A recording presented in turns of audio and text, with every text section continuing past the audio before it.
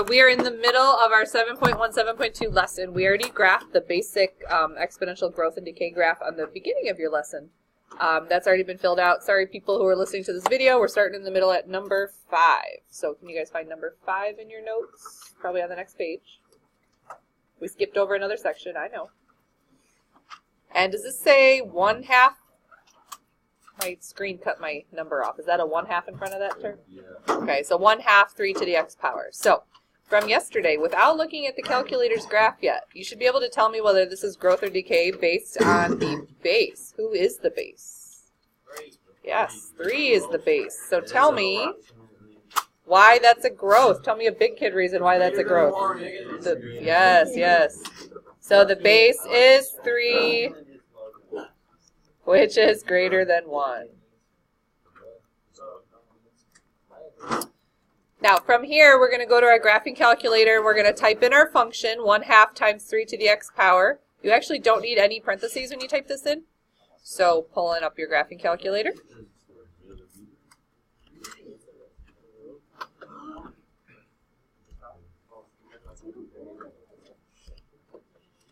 And you're going to want to hit zoom 6 to get back to a standard viewing window.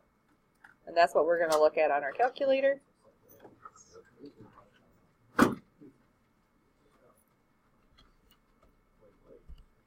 (1/2 times 3 to the x power). And I can verify that your prediction of this being a growth function was accurate. Very nice. So the table, you don't have to calculate any points because your calculator is going to calculate them for you. So go to your table, which is, whoops, second graph. Second graph, yes. And it's a scrolling automatically filled table, so just fill out the points that it wants. And then you're going to plot them on your graph as well. I'm going to pause the video while we get that done.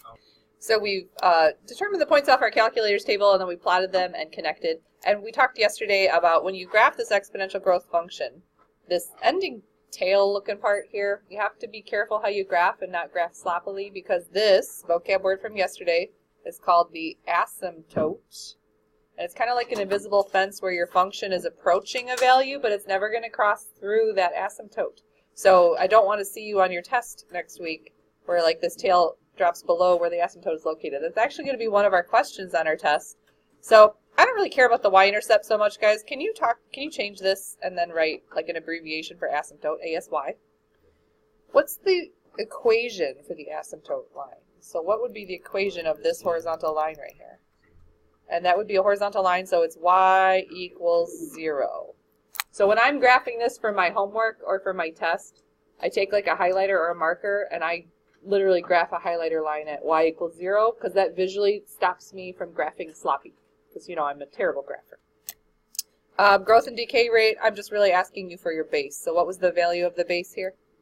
3, very good. The domain of every single exponential function is -infinity to infinity. And the range doesn't go beyond the asymptote, so we have to use a parenthesis on the 0. Good. So 0 to infinity with a parenthesis because you cannot include the 0. And then the other thing we added to our list of stuff we had to come up with was end behavior. So when we ask you for end behavior, I'm going to give you part of the template. This is the part I'm going to give you, so this is the part. Go ahead and write this down. Maybe you already know what it is. So it's your job to figure out what goes in these 4 blanks. And right away I was hearing that the ending blanks here, one of them is -infinity and one of them is +infinity. That's because you're trying to figure out the left and the right end behavior. So if we look on the left side of our exponential function, I've tried to figure out where it's approaching, and it's approaching the asymptote, which is at 0. Very good. So left behavior is approaching 0. And then on the right side of the curve up here, it's going up, up, up forever. So it's approaching infinity. So that was a little bit of a twist on our typical end behavior questions. On our previous functions, because they're polynomials, they were just always approaching one of the infinities. Well, that's not true for exponential growth and decay. one side will approach an asymptote and the other side will approach one of the infinities. All right, moving along. Oh, trick question. Get your bifocals out, guys, because this is hard to see. There is a negative exponent here. It says negative x power. So, can you make a prediction without graphing it if you think this is growth or decay? Because I said it was a trick question, so you're like, opposite? Neither. Neither. It's one of them. So, most kids look at this and go, Bruzo, the base is 4, so that's growth. But there's a negative exponent. So, think about what's really happening here, guys. 4 to the negative first power is a 4 being thrown to the denominator. So, what's really the base? It's a quarter. It's 1/4. Yeah. So now I can say with confidence that the base is really a 1/4, which means this is a decay. Because what's the range of values it has to be between to be decay? Between 0 and 1. Yep, I should put an equal to bar on there. My bad. So 1/4 is between 0 and 1, therefore it's decay. That's the mathematical reason why.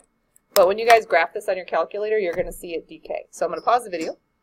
So we've graphed our function in y equals, and we have our table points, and several of these I'm not going to bother plotting, like -3, 192. That's not going to happen. So -112 would be kind of off the graph, and then 0, 3, 1.75, and this decay graph dies pretty quickly. That's why we saw such crazy values. Oops, that was ugly, sorry. So we still have the issue of is it growth or decay. We talked through this already, that this is really a decay graph because the base is really a 1/4. And then instead of the y-intercept, I'm going to ask you to find the line equation of the asymptote. And the asymptote this time is also at 0. That's a great question. I was hoping someone would ask that. Is it always at 0? No. Can you think of a shift that you could do to this graph that would also move the location of the asymptote? Like, if you move it left and right, is the asymptote going to move? No. What if you move it up? Yeah. What if you move it down? Yeah. So we're going to see transformations in the next section. Domain, always negative infinity to infinity. And the range is 0 to infinity again because it is not going to include 0 because that's the asymptote and it will not actually get there. And then remember our end behavior template. I will give you a partial template. You got to fill it in.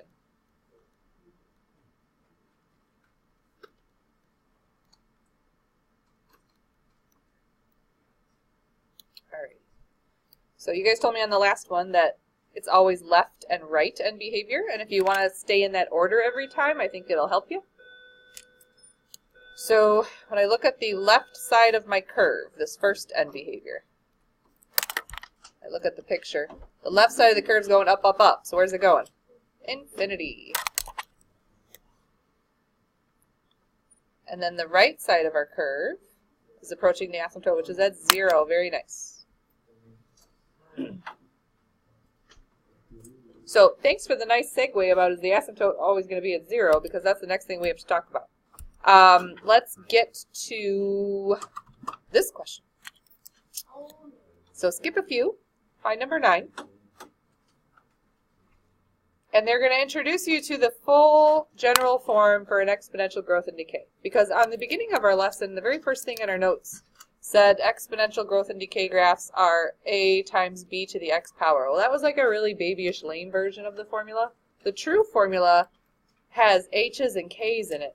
So it's x minus h, and then a plus k off to the side. Remember the h and the k transformations from every other function we've done? These are the same transformations. So who remembers what h does to a function? Is h the right and left shift or the up and down shift? Left and right shift. And do you remember what is weird about the h? Like when it says x minus 3, it's opposite because there's a built-in negative, right? So plus k is the vertical shift, and this is exactly what's going to happen in an exponential function as well. So we use the same variables to represent horizontal and vertical shifts, and the same rules apply. So with your guys' knowledge of shifting, can you talk to me about what do you think happened when it says x minus 1 up in the exponent? Right. Yes, I heard a right 1. That's exactly what's going to happen. And then what about this random weird subtract 4 on the back end? But it's negative, so it's down 4. And we're going to see that on our calculator. So I want you to type this into your calculator.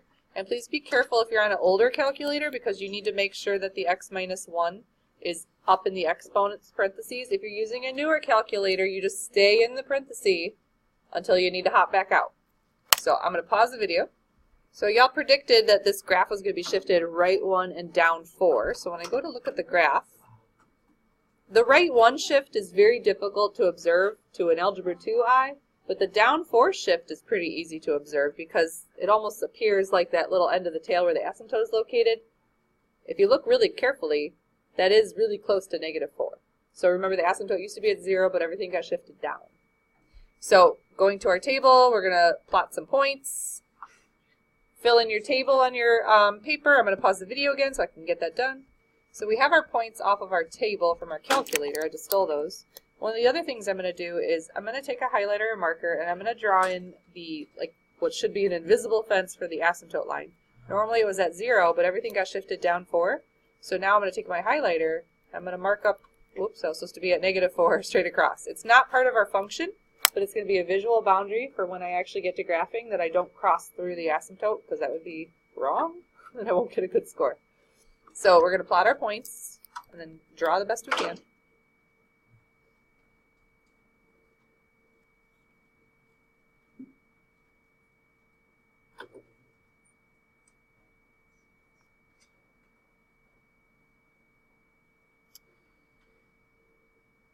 And then,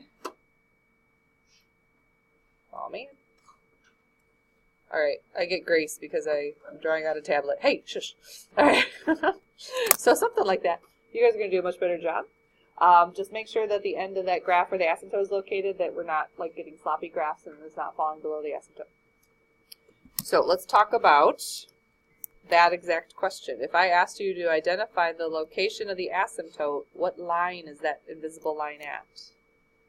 It's y equals negative 4. Good. The domain, even though it was shifted, is still negative infinity to infinity, but the range is no longer starting at 0. Where does your range start now? At negative 4. And then we'll go to infinity. But once again, we don't hit negative 4 because it's an asymptote, so we use a parenthesis. And you guys already told me the shifts. You said right 1 and down 4. Again, the right 1 shift is really difficult to see on a graph. You just have to have knowledge of graphs in order to figure that one out. But let's talk about quickly end behavior. Because why not? It's good practice. I just wrote your test. Guess what's on there? All of this. It's a doozy of a test. Good luck. X goes to negative infinity and x goes to positive infinity are the two ends I'm referring to.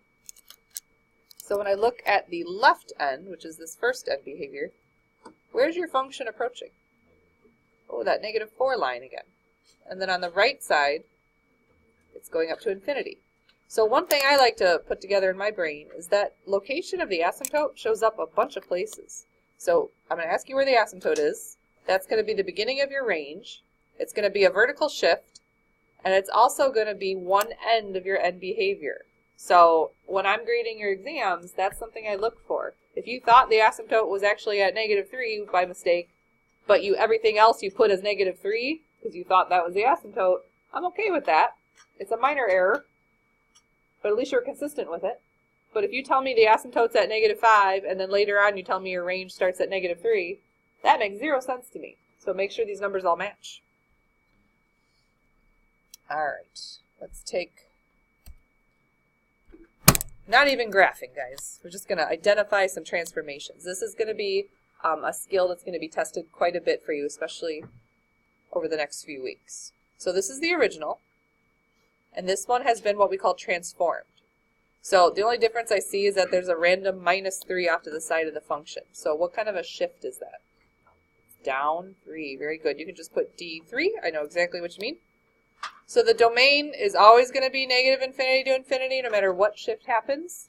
But if this was, think about what happened here, guys. You had a growth function that was shifted down 3. The range now starts at -3 and goes to infinity. So this next question, original is 3/4 to the x power, so it's a nice decay graph. But the new guy has an x minus 1 up in the exponent. So what shift is associated with an x minus 1? I heard right 1, thank you. Domain is not changed no matter what you do to it. Now if I take the original decay graph, which had an asymptote at 0, and I shift it to the right 1 unit, have I moved the asymptote? No. So this guy still has a range of 0 to infinity. And then this one had 2 transformations applied. Let's see if we can find them. I heard left 1, down 2. Very good. You can say L1, D2. I know what that means. So domain, never affected. Always negative infinity to infinity. But which one of those transformations affects the range? The vertical down 2 shift. So instead of starting at 0, the range now starts at negative 2. Okay, very good. All right, I'm going to look ahead in the problems a little bit, see if there's something else. Oh, that's the next part of the lesson. So we're going to end the video here. That's just basic graphing, including transformations. Part 2 of the lesson will be applications. Save it for next week.